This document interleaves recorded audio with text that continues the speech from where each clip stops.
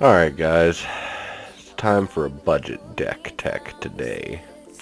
I've thrown a little boros deck together that basically cost about the same amount as these two Kytheons.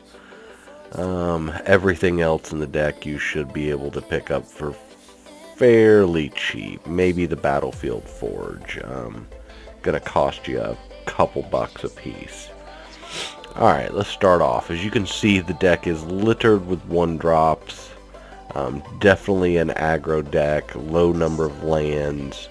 Hoping that even though we're not going to have many lands, we still should be able to do several things with these low-cost guys.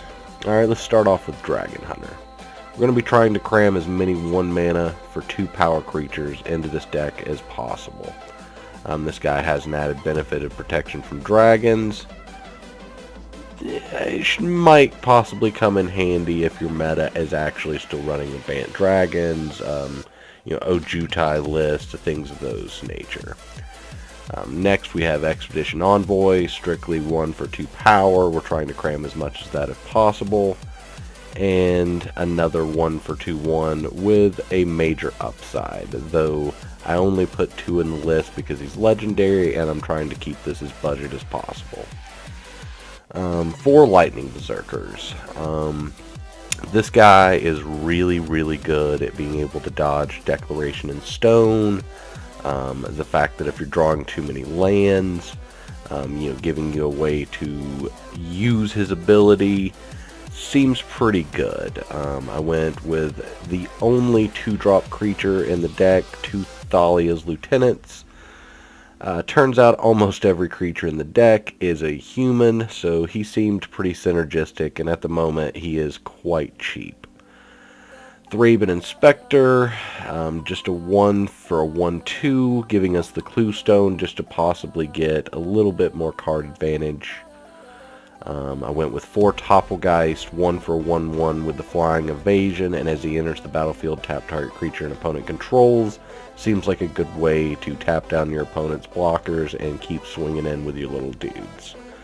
Went with 3 Town Gossip Mongers, and this dude is pretty beast, actually. His transform state being a 2/3 and giving you a mana outlet to pump him even more is actually possibly the best card in the deck I've found so far in playtesting. May honestly go up to a 4th. And then we've got 4 copies of Village Messenger, which just 1 for a 1/1 haste that has the ability to turn into a 2/2, another 1 for hopefully 2 power creature. Let's get into the spells. I put 2 Fiery Tempers in, just going budget of course. The Madness is more than likely probably not going to trigger that often, but for 3 damage for 3 mana, you're getting a pretty solid finisher or removal to keep your dudes pushing. Lithomancer's Focus, +2/+2 and prevent all damage that would be dealt to creatures this turn by colorless sources. Pretty solid, especially if your meta is still running Mono Waste, Eldrazi style decks.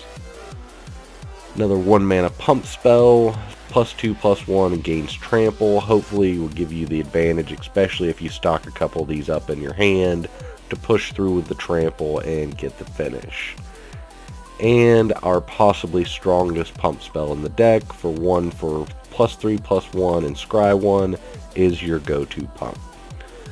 The mana base is pretty self-explanatory. We went 4 Battlefield Forge and 7 Mountains, 7 Plains.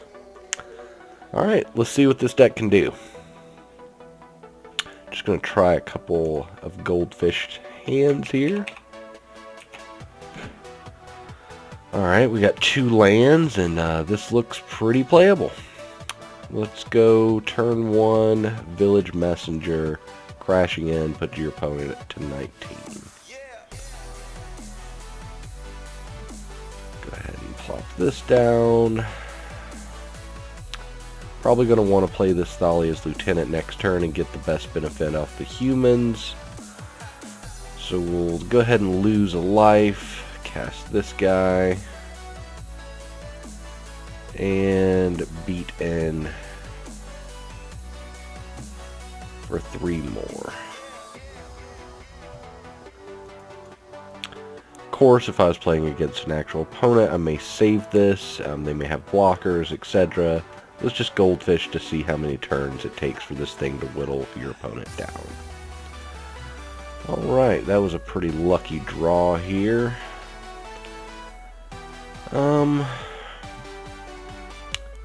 Really thinking just go here to get us some extra beats. This could have possibly flipped by now, but at worst, we're getting beats in for 4. And let's see where we go from here. Alright, this will give us a little bit more. Really would have been nice to have been a Battlefield Forge, but we don't have too many options for red and white at the moment for budget duels. Let's assume that your opponent's more than likely gotten a blocker at this point. Let's lose a life and tap that guy down. Go in for our beats for 5, 6, 7, 8. And let's scry this. It's a plains. We don't really need this. Let's just put that on the bottom. And we got one anyways. So unless your opponent has played a good bit of removal or putting out at least quite a few blockers, this should be game this turn. I believe that was turn 5. Not too bad for a budget deck that costs somewhere around the $10 to $15 mark.